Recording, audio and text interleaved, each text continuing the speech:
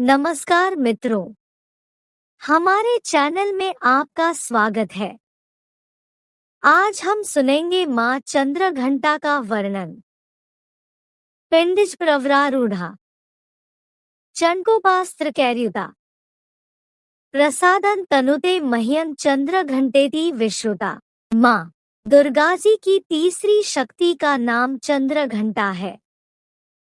नवरात्रि उपासनाएं तीसरे दिन इन्हीं के विग्रह का पूजन आराधन किया जाता है।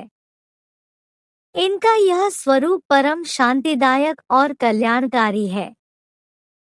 इनके मस्तक में घंटे के आकार का अर्धचंद्र है। इसी कारण से इन्हें चंद्रघंटा देवी कहा जाता है। इनके शरीर का रंग स्वर्ण के समान चमकीला है। इनके 10 हाथ है। इनके 10 हाथों में खड्ग आदि शस्त्र तथा बाण आदि अस्त्र विभूषित है। इनका वाहन सिंह है। इनकी मुद्रा युद्ध के लिए उद्यत रहने की होती है। इनके घंटे की सी भयानक चंडध्वनि से अत्याचारी दानव दैत्य राक्षस सदैव प्रकंपित रहते हैं। नवरात्र की दुर्गा उपासना में तीसरे दिन की पूजा का अत्यधिक महत्व है। इस दिन साधक का मन मणिपुर चक्र में प्रविष्ट होता है। माँ चंद्रघंटा की कृपा से उसे अलौकिक वस्तुओं के दर्शन होते हैं, दिव्य सुगंधियों का अनुभव होता है तथा विविध प्रकार की दिव्य ध्वनियाँ सुनाई देती है। ये क्षण साधक के लिए अत्यंत सावधान रहने के होते हैं। माँ चंद्रघंटा की कृपा से साधक के समस्त पाप और बाधाएं विनष्ट हो जाती है। इनकी आराधना सद्यः फलदायी है। इनकी मुद्रा सदैव युद्ध के लिए अभिमुख रहने की होती है। आता भक्तों के कष्ट का निवारण ये अत्यंत शीघ्र कर देती है। इनका वाहन सिंह है। आथा इनका उपासक सिंह की तरह पराक्रमी और निर्भय हो जाता है। इनके घंटे की ध्वनि सदा अपने भक्तों की प्रेत बाधादि से रक्षा करती रहती है। इनका ध्यान करते ही शरणागत की रक्षा के लिए इस घंटे की ध्वनि निनादित हो उठती है। दुष्टों का दमन और विनाश करने में सदैव तत्पर रहने के बाद भी इनका स्वरूप दर्शक और आराधक के लिए अत्यंत सौम्यता एवं शांति से परिपूर्ण रहता है। इनकी आराधना से प्राप्त होने वाला एक बहुत बड़ा सद्गुण यह भी है कि साधक में वीरता निर्भयता के साथ ही सौम्यता एवं विनम्रता का भी विकास होता है। उसके मुख, नेत्र तथा संपूर्ण काया में कांति गुण की वृद्धि होती है। स्वर में दिव्य अलौकिक माधुर्य का समावेश हो जाता है। माँ चंद्रघंटा के भक्त और उपासक जहाँ भी जाते हैं, लोग उन्हें देखकर शांति और सुख का अनुभव करते हैं।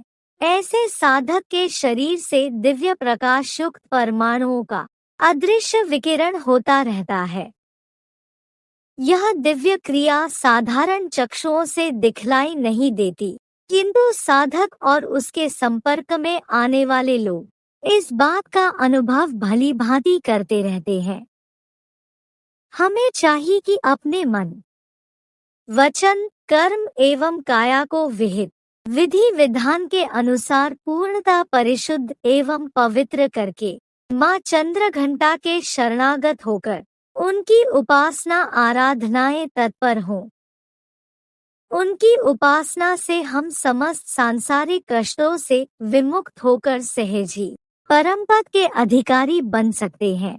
हमें निरंतर उनके पवित्र विग्रह को ध्यान में रखते हुए साधना की ओर अग्रसर होने का प्रयत्न करना चाहिए। उनका ध्यान हमारे इस लोक और परलोक दोनों के लिए परम कल्याणकारी और सद्गति को देने वाला है। बोलो चंद्रघंटा माता की जय। जय माता दी। आज हम सुनेंगे माँ कूष्मांडा का वर्णन। कूष्मांडा सुरासंपूर्ण कलशन रुधिराप्लुतमेव च दधाना हस्तपद्माभ्यां कूष्मांडा शुभदास्तु मे। माँ दुर्गा जी के चौथे स्वरूप का नाम कूष्मांडा है। अपनी मंद हल्की हंसी द्वारा अंड अर्थात ब्रह्मांड को उत्पन्न करने के कारण इन्हें कूष्मांडा देवी के नाम से अभिहित किया गया है। जब सृष्टि का अस्तित्व नहीं था, चारों ओर अंधकार ही अंधकार परिव्यास था, तब इन्हीं देवी ने अपने ईशद हास्य से ब्रह्मांड की रचना की थी। यही सृष्टि की आदि स्वरूपा आदि शक्ति है। इनके पूर्व ब्रह्मांड का अस्तित्व था ही नहीं। इनका निवास सूर्यमंडल के भीतर के लोक में है। सूर्यलोक में निवास कर सकने की क्षमता और शक्ति केवल इन्हीं में है। इनके शरीर की कांति और प्रभा भी सूर्य के समान ही देदीप्यमान और भास्वर है। इनके तेज की तुलना इन्हीं से की जा सकती है। अन्य कोई भी देवी देवता इनके तेज और प्रभाव की समता नहीं कर सकते। इन्हीं के तेज और प्रकाश से दसों दिशाएं प्रकाशित हो रही है। ब्रह्मांड की सभी वस्तुओं और प्राणियों में अवस्थित तेज इन्हीं की छाया है। इनकी 8 भुजाएं हैं। ये अष्टभुजा देवी के नाम से भी विख्यात है।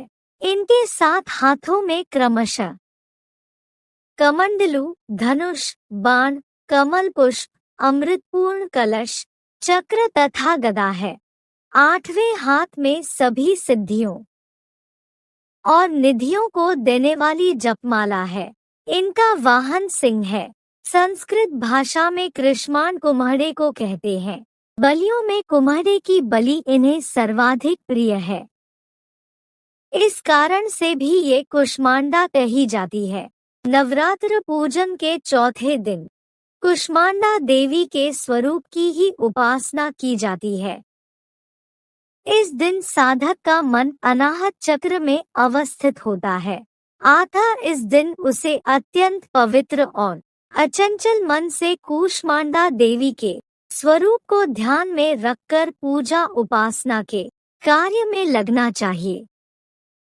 माँ कूष्मांडा की उपासना से भक्तों के समस्त रोग शोक विनष्ट हो जाते हैं।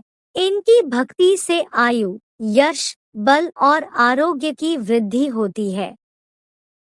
माँ कूष्मांडा अत्यल्प सेवा और भक्ति से भी प्रसन्न होने वाली है। यदि मनुष्य सच्चे हृदय से इनका शरणागत बन जाए तो फिर उसे अत्यंत सुगमता से परम पद की प्राप्ति हो सकती है।